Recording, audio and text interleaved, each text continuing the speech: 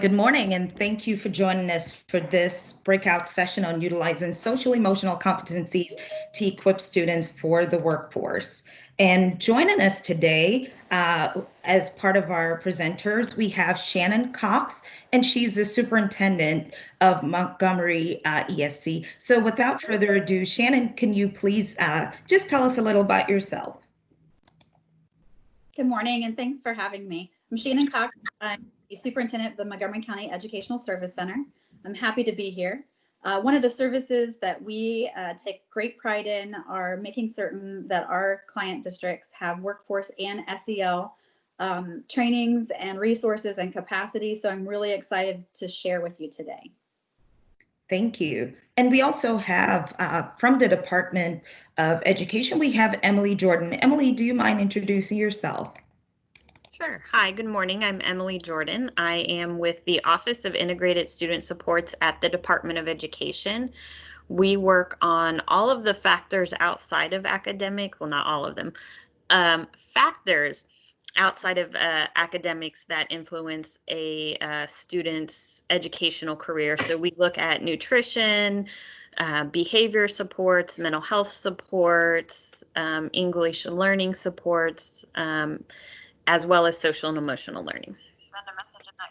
Great, thank you. And I see that we also have Emily Eckert with us, also from the Ohio Department of Education. Do you mind introducing yourself, Emily? I'll talk to you later. Sure. Good morning. I work with Emily Jordan in the Office of Integrated Student Support, and my focus is school climate.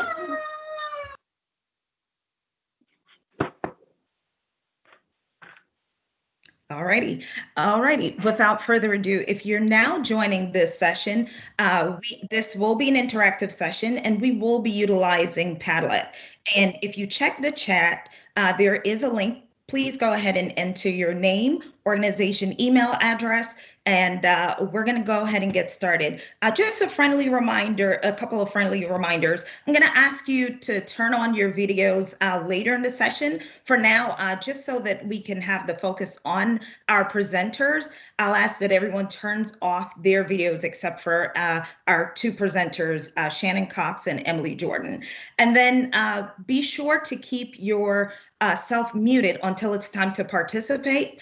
Again, this is an interactive session and we value your participation. So without further ado, I would like for us to focus first on what exactly is social emotional learning. So we've all heard about that, and how can we incorporate this valuable tool into the workforce? And so social emotional learning, it's the process through which children and adults understand and manage emotions, set and achieve positive goals, feel and show empathy for others, establish and maintain positive relationships, and make responsible decisions. And so some of those components of social emotional learning include self-awareness, self-management, social awareness, relationship skills, responsible decision making. And so why employability skills? Employability skills, it's necessary for individuals to be able to have successful careers. And so part of our Padlet interactive piece, and we're not going to spend very long on this, but if you can just go back into Padlet, I'd like for you to go ahead and enter the similarities that you see between employability skills and social emotional learning.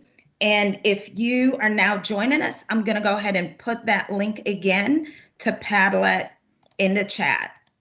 And I'll just give you a minute to go ahead and enter your responses. And then we're going to go ahead and dive deeper into this session. And if you're now joining us, I'll ask that you just mute your volumes, mute your microphones until it's time to participate. All righty, I'm going to check the Padlet to see what responses we have so far.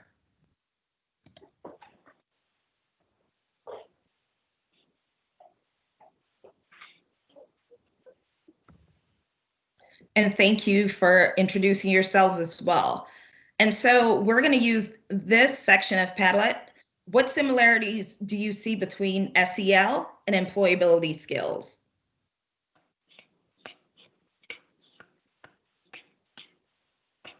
Perfect. Thank you so much for your participation.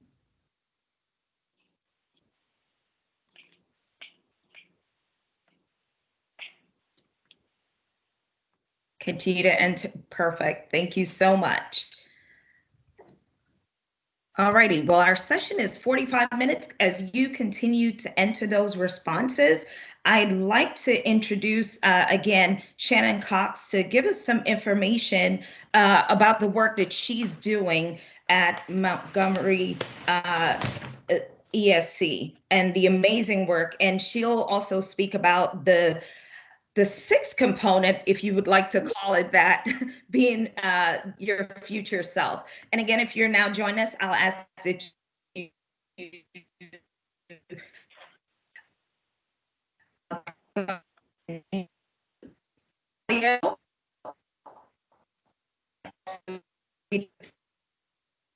audio and videos at that.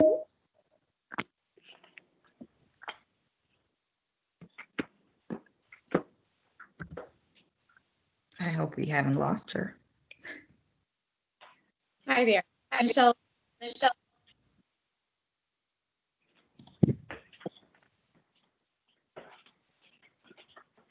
Alrighty, Shannon. Okay. Sorry about that. You froze for just a tad second, so hopefully you can hear me. Oh, sorry. Yes, I can hear you. Okay. All right. So again, thanks for having me, and thanks for inviting us to tell our story. We take great pride in the work that we have done over the last several years, both in the workforce sector as well as social emotional learning. And I think it's always important to just kind of start with how are you where you are, right? History sometimes is super important. So our workforce journey actually started with a Cradle to Career initiative that we have that really focuses on attainment and intellectual capital. Ohio is an underproducer of intellectual capital. And Dayton, Ohio, Montgomery County, specifically, we had an attainment issue. We had a lot of misperceptions about what workforce really could be. And we were trying to battle the fact that kids didn't necessarily have to go to a 4-year degree pathway program in order to really have a livable wage income. And that's what we all need. We need a livable wage income. And that's different. That amount is different in each of the counties. And so we really kind of wrapped our arms around that at the ESC and tried to make certain that our kids, kindergarten through 12th grade, really had the opportunity and awareness to know what careers actually exist in our world. Most of our elementary folks, you know, they assimilate into and really not just assimilate, but they associate with careers that have uniforms, right? So they know firemen and they know doctors and they know nurses and they know postal workers. But this world is full of other careers, and we just wanted to make sure that kids actually had the opportunity to be aware and get to know other career sources within their communities. And I like to say a lot of times that if it doesn't happen on their block, they don't know it can happen. So we started down a path of creating curriculum for our K-5 students under the Career Connections state initiative that came out. We really try to embrace the spirit of all the requirements and spirit of the laws that come out. We know sometimes they can be a little daunting, but the Career Connections mandate really came out, and we said, you know, we're going to do this well for our elementary kids. So we started down this path, creating curriculum A to Z. I can be anything I want to be, A to Z. And we did in-demand workforce sectors. We did STEM careers. We tried to overlap as many of the pieces of data that we had to really show what would be good labor statistic data to point kids in the right direction. And again, being very careful that we didn't ask 7-year-olds to make decisions about what they wanted to be when they grew up, and forever and ever, amen, that's what they were slated to be. But giving them instead the chance to really explore what careers were out there. We also had great work with our Dayton Chamber of Commerce, as well as our economic developers in the area, and they were able to identify, really intentionally identify in-demand workforce sectors. And I think we need to just maybe press pause for a second. This is all pre-COVID. So this was work that started several years ago that we just kind of have been pushing through, and I'll get to how COVID has impacted some of this work as well. So we also created 5 industry sector courses for our 9th grade through 12th grade students.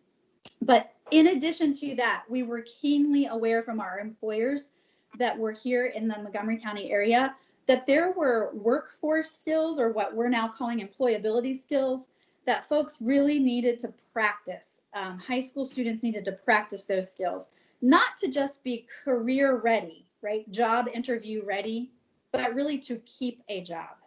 And so that's really the first section of where we had sort of intersection between SEL competencies and employability skills. We just didn't know it yet. So that was several years ago. We really started focusing on building a course on employability skills. And again, those skills, not just to be job interview ready, but really to embrace how to keep a job. And what do I need to do as an employee? What do I need to do as a human to really make sure that I have a career trajectory or a career progression as well? Because it's not just about getting that first job and stopping there. But then quickly in the Montgomery County area, we were greatly affected by the opioid epidemic. We had people that were overdosing at rates that were just skyrocketing. Many of you probably had this, same encounters with the epidemic, but we seem to be right in the crosshairs, and we like to be number one of a lot of things in Dayton, the Dayton area in Montgomery County. This was not one that we took great pride in. But that's where we were. We were number one in the country dealing with the opioid epidemic. Our morgues had cold trailers in the back because we just didn't have enough morgue space. Our foster care placements were at an all-time, we didn't have any. Most of our foster placements at the time were going out of state. And we just really had an uptick, a severe uptick of elementary students coming into elementary school with very acute and aggressive behaviors. And so as we tried to dig in, what can we do? Most of the time in schools, we react with prevention. We try to take care of the symptoms. But at Montgomery County ESC, we just decided to pull back a few more layers and really try to get into root causation. What was causing these students to come to school with such anger or such hostility? We really dug into what does it look like when you're trying to do a brain study on a student. What part of the brain are they using? Do we know what brain development looks like and how that impacts or affects their classroom behaviors? So what we really landed in was that we had kids that were coming to school that just didn't have what we are calling human being skills. And the other thing we weren't going to do, we weren't going to point fingers. We weren't going to blame people. But as we started to look at our employability skills and our workforce work and initiatives that we were eyeball deep in already, and then getting to a point where we were looking intentionally at human or student behavior in our classrooms, we realized that there was a huge connection. And that was where those SEL competencies came into play. So again, we quickly aligned ourselves with CASEL. And I'm sure all of you are familiar with CASEL's 5 competencies that Michelle just put on the slide and kind of outlined for you. That's where we pushed pause again. We had a group of 5-year-olds that were doing a reading group, and one of our volunteers just asked the question, well, what do you want to be when you grow up? Again, trying to give them that opportunity to look forward and see themselves in the future, but in some sort of career or job. And 4 of the 5 gave really good answers. Again, usually an answer that was associated with a workplace career that had a uniform. But the 5th young man at 5 years old looked at us and said, what do you mean, what do I want to be when I grow up? My family doesn't grow up. We either go to jail or we're dead. And that was the pivotal moment for all of us at Montgomery County ESC, where we thought, wait a minute, we've got to do something more intentional. We've got to do something better. Because this young man had zero hope.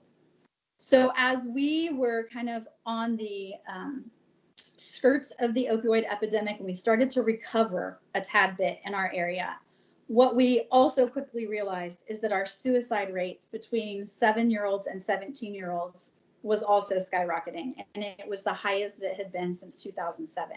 So again, when you pull back the covers and you kind of dig into why are people behaving in the manner that they are behaving, we found that we just had folks that didn't know how to navigate life. So it circles right back to those SEL.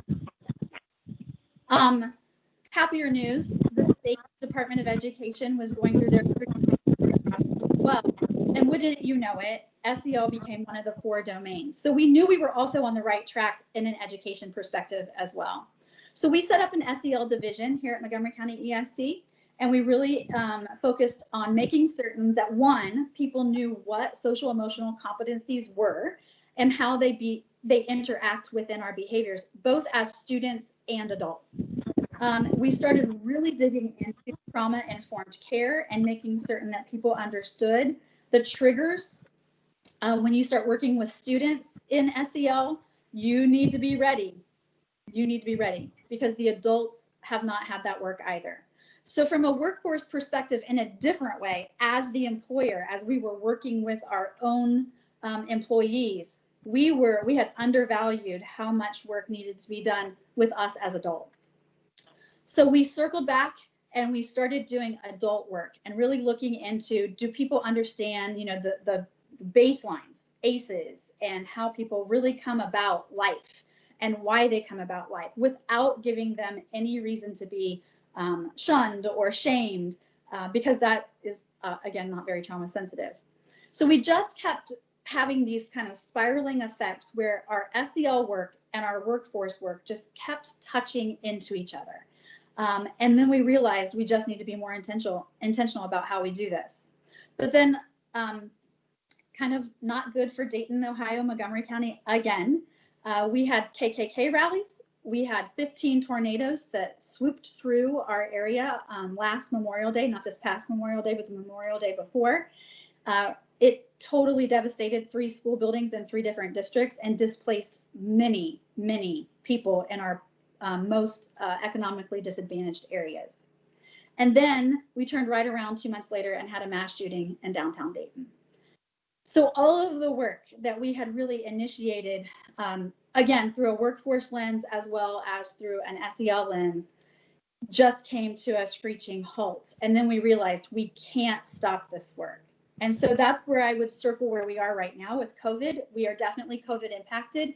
And for many superintendents, workforce and business advisory councils, that is not what they want to be thinking about. It's actually what they want to be thinking about, but it's not what they're thinking about right now. They're just trying to open the school doors and get back to work. But it goes hand in hand, and I'll get there a little more intentionally in just a second. So as we again started to recover from tornadoes and the shooting, we once again realized that the overt and intentional social emotional work with the added 6th component, we call it future self.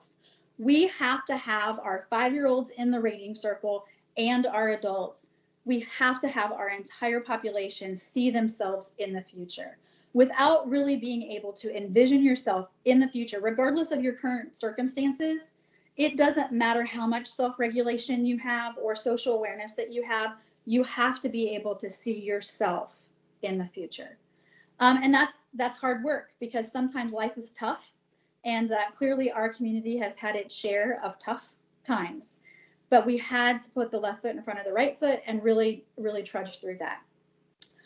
So we circled back to our Business Advisory Council and we said, we need to do better. We need to be better. And so we folded in the SEL work into our Business Advisory Council work. And at first our employers looked at us and said, you want us to talk about what? And again, it seems a little fluffy sometimes. It seems a little soft at times.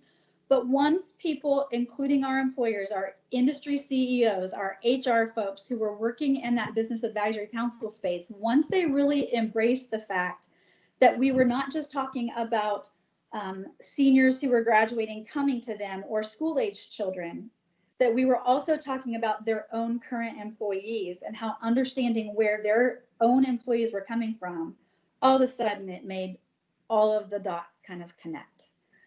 So we went back to our curriculum and we said, we have got to make sure that the curriculum that we put in the K-5 space, the curriculum that we put in the 6-8 space, and the curriculum that we put in the 9-12 space we intentionally and overtly connect those SEL competencies, including future self, with the employability skills. And very simply stated, employability skills, or if you call them 21st century skills, they are social emotional competencies.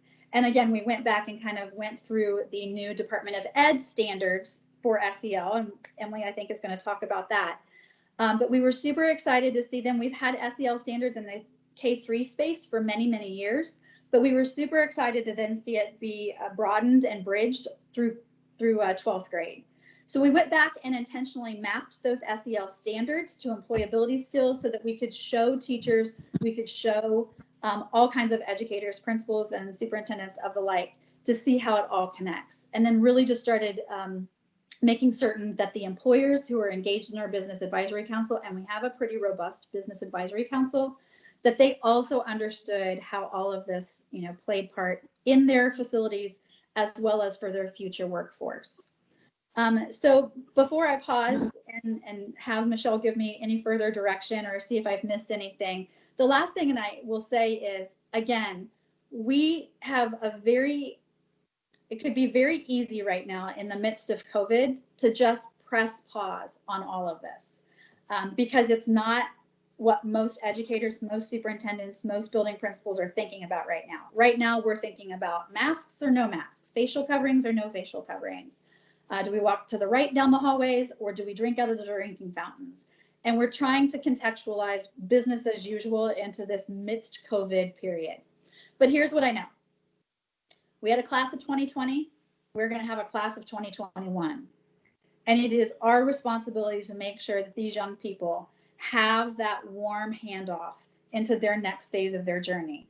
Whether that is a 4-year degree, a 2-year degree pathway, a credentialing pathway, they must have a livable wage income. That's what we all need. That's what's going to make us rebound from any of these disasters or any of these, God forbid we have another pandemic, right? But that's what's going to make the difference is if we as humans have those competencies to be able to navigate through the tough time. Michelle? Yes, and thank you so much for sharing. What I've always been impressed with is the fact that you spoke about the need to dig deeper to see exactly, you saw that there was an issue and you dug deeper and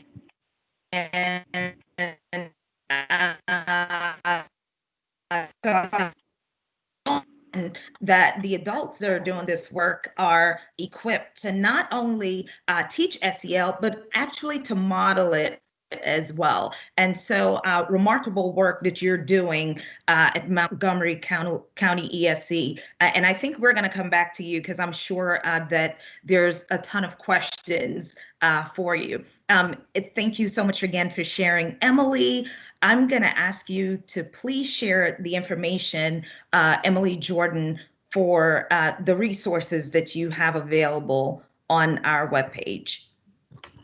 Sure.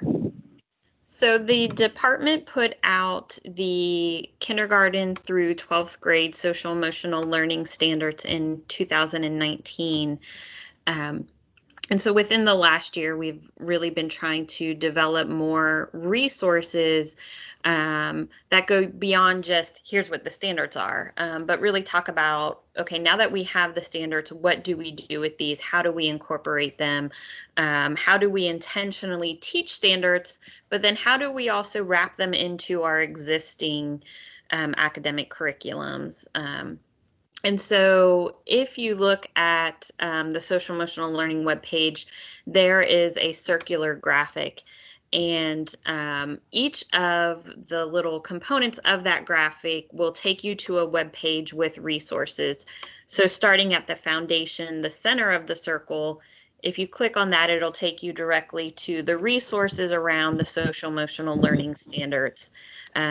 And one of the helpful things on that page is it talks about the history of Ohio's social emotional learning standards.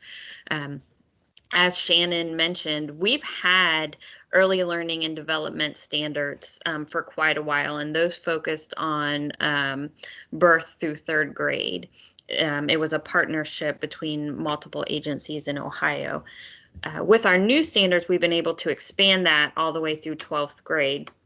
So that page goes over the history of the standards, but also has a lot of resources about what social emotional learning is and why it's important. There is a message from the superintendent talking about why social emotional learning is so important. So that can be helpful information for anybody who needs a little bit of reinforcement as to the fact that the superintendent highly values the importance of social emotional learning. Around the circle, you'll find additional resources, starting with district and building level resources. So again, if you just click on each little section of the circle, it'll take you to different resources. So we have district and building, teacher and classroom, and then family and community, because we definitely cannot leave our family and community members out of this work. They are vital and a very important part. Including career readiness and businesses and those types of things.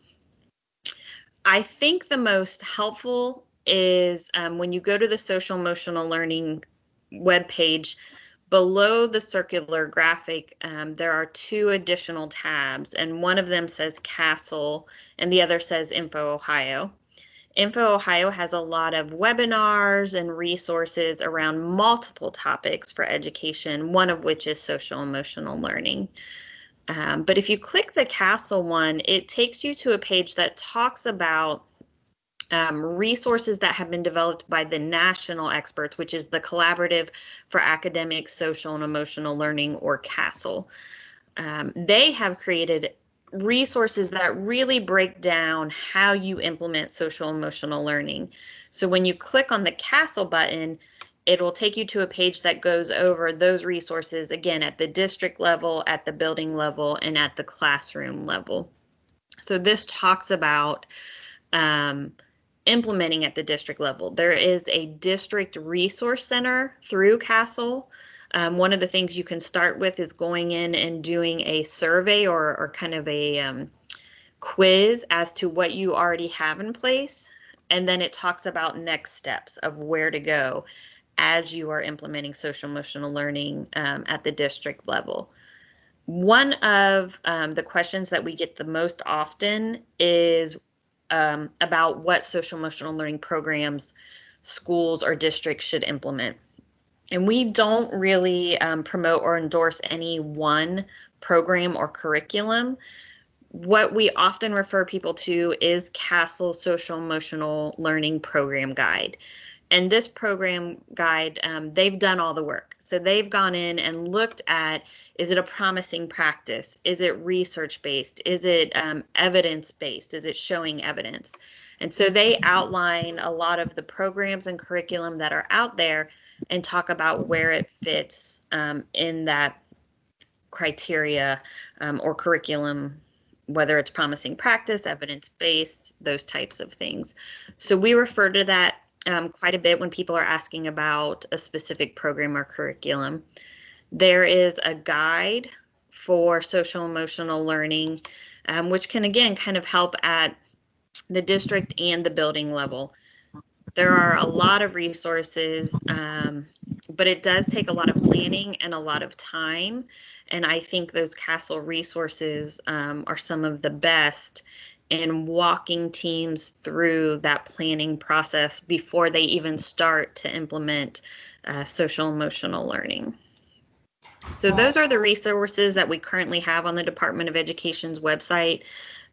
We are continuing to work on resource development. Right now, we're in the process of creating one-pagers that talk about each of Ohio's competency areas and what that would look like in the classroom setting. So it gives some examples of activities that teachers can do. Again, this does not replace like a curriculum or a program, but it just offers some examples of, what would responsible decision-making look like for a 3rd grade teacher in the classroom? What are some activities that they could do? So we're working on those right now, and hopefully we'll have those out soon. Great. Thank you so much for sharing those resources. I did notice that there was a question. Megan, if you'd like to go ahead and unmute, and also you can show your video at this time. At this time, we all can pretty much show our video portion because this will be pretty much interactive from here on out. And so I think Megan had a question for Shannon.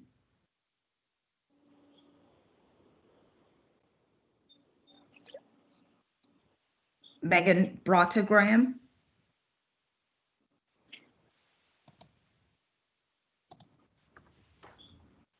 Okay. Oh, I was just asking for the link. Okay, you were asking for. I'm all good. Okay. Yep. Great. Okay. Thanks. I think I see there was another question. AW. I'm not sure who that is. If you're still Good on, morning. if you'd like to go ahead. I am good morning. Amy Wood from Tiffin City Schools. Just wondering about if Montgomery County ESC posted or created a crosswalk between something like the Ohio Means Jobs Readiness Seal, 15 professional skills, and the SEL standards as you were messaging that to your business advisory councils.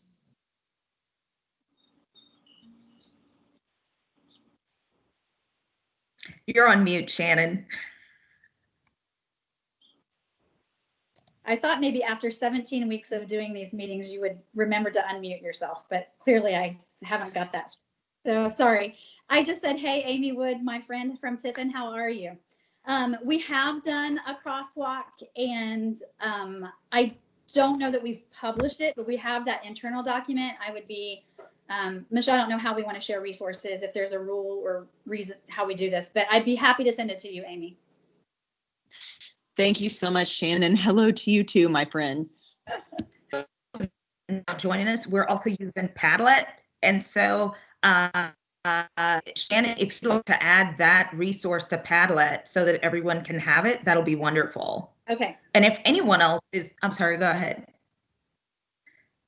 If anyone else have any other valuable links, you can feel free to share those there as well. I'll also share the link. I noticed that people were asking for that link that Emily Jordan mentioned. I'll go ahead and add that to Padlet as well.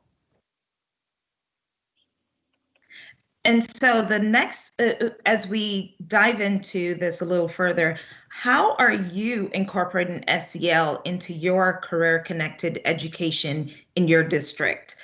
So that's a question that's on Padlet. If you'd like to go ahead and enter your responses, and if you'd like to share out, I think some of those responses are anonymous. So if you'd like to share out, I see there's a couple in there, you can certainly unmute. And if you have questions for Shannon, because I think Shannon had some wonderful work that they've been doing in incorporating their business advisory councils. Shannon, I don't know if you elaborated on this, but how did businesses respond when you asked them to address social emotional learning, which of course we're aware that those are employability skills, but I know when you say social emotional learning, how did they respond to that?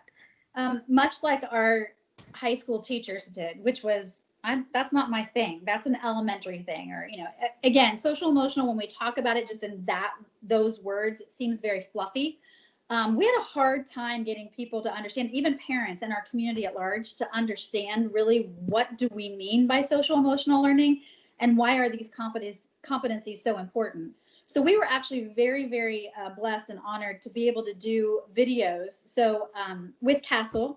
So if you go onto the CASEL website that Emily talked about, and just on their main page of competencies, it'll learn more videos for each one. We started using those videos. We just one after another kind of rolled them out into our business advisory council work, as well as our school work when we were out there helping schools engage in this work and to show the meaning of the connections. And then you just have to, again, much like Amy asked for, you have to give them something very specific and say, okay, so you told us, businesses, you told us that you want your new employees to not be able to overreact to criticism when a boss comes in and says, hey, I need you to do A instead of B. You told us you did not want our kids, mumbling under their breath or flipping them off and running out the door, right? That was something that business came to us and said, this is what we would want. Well, that's self-regulation, and that's making certain that you understand what part of the brain you are operating in. You cannot educate or work unless you are regulated. So it's those kinds of examples. We just kind of turned the narrative back and said, okay, industry, you told us these are the things you wanted. This is what we built our employability skills course from. This is how it's connected to self-regulation, to social awareness. One of the big components for social awareness and positive relationship skills is that you have those relationships with people who don't sound and look like you. So for oftentimes in our school districts, it's a pretty homogeneous group of people. And so they don't get a whole lot of time to work and collaborate and do real life world skills in school with people who don't look and sound like them. But we come to the workplace and all of a sudden we just magically expect humans to know how to do those things. And so that spoke to some of our employers. And again, we didn't have a magic wand. We couldn't just give them all the right answers at the right time. But we knew that if we could at least start working on it and building it into the curriculum that we had. And I think it's important that we make certain we say out loud, even to Emily's point earlier, this is not just about career tech experiences, right? Because I think our career tech centers do a bang up job of having employability skills built into their curriculum. We really kind of focused on the traditional high school and the traditional middle school first, and really built these pieces into that curricular day. So just a thought. Thank you. Are there any other questions for Shannon? Shannon, can you elaborate on how did you then put the focus back on the educators and the ones that are doing this work? What resources, what methods did you use? So first and foremost, the best job on the face of the planet to me is being a building principal. So I usually wear that hat quite often. And so when we were creating this content and this curriculum, one of the first things I asked myself was, who's going to teach it? Where are we going to build it into our day? Especially at the K-5 level, you know, how does that work? At the junior high and high school level, pre-COVID, you know, bells ring, people move. And so we kind of have our schedules and have our pathways. But we also knew that we had a lot of schools really delving into sort of this career exploration. So what we tried to do, Michelle, is we tried to bring the educators in first and really make sure they had time to explore some of these options. And the way we did that is we took them on site visits. We went on field trips. So it's not as extensive as an externship, but 4 times a year, we bring educators, including school counselors, anybody who would like to attend, we bring them in and we give them a day of SEL. We give them a day, and that day is comprised of academic pieces that they need to know and understand or have professional development on, SEL competencies, same deal there, and then we go on a field trip. And we go to an industry that is part of our Business Advisory Council, and we make it a really in-depth tour so that when those educators are in that space, they are instantly thinking like, Laquan could come here and enter right into here, and Shanae can come over here, and Joe can come over here. Entry-level positions all the way to terminal degrees, and really making certain that educators understand what a career progression looks like.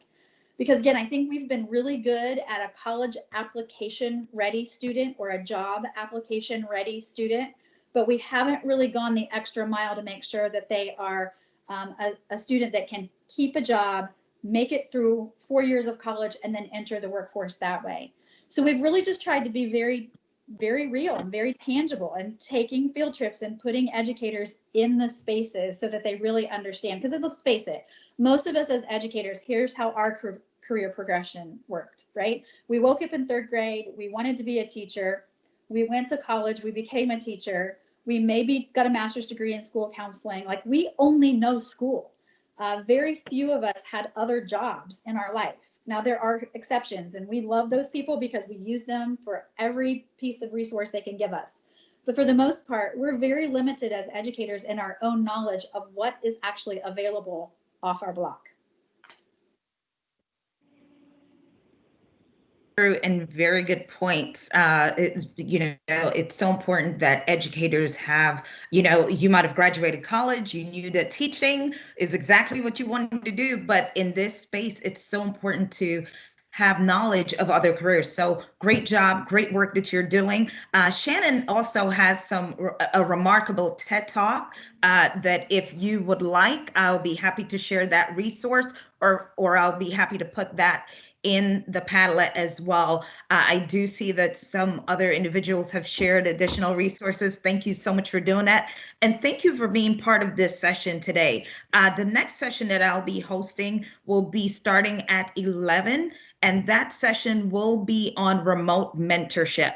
And so we'll be focusing on quality mentorship. And interestingly enough, some of the individuals that will be part of that, I don't want to give you too much information, but you definitely want to join that session. We will be having Ed Miner, and he is from Nationwide Children's Hospital, and he works specifically with the Upward Bound program, as well as Sean Noah from Central Ohio ESC. So I hope that you will join that session. It starts promptly at 11 a.m. I'm going to head over there shortly. Again, I want to thank our presenter, Shannon Cox from Montgomery County ESC, and also Emily Jordan, as well as Emily Eckert that joined us as well. Thank you all for being part of this session. I will post the PowerPoint link on our website. I will keep the Padlet open so you have access to that Padlet. And I also did put our Career Connections information. If you have any questions or would like to hear about future resources that we're providing, be sure to email us. I've put that also in Padlet. Thank you again for joining us today. Thank you, Shannon, for the remarkable work that you're doing, and Emily, and you enjoyed the rest of your day. Hope that you'll be joining the session specifically on remote mentorship. And I'm going to go ahead and actually share that link with you so that if you'd like to join that session, you'll have access to that resource. And thanks again for being part of this session. Okay, I'm going to go ahead and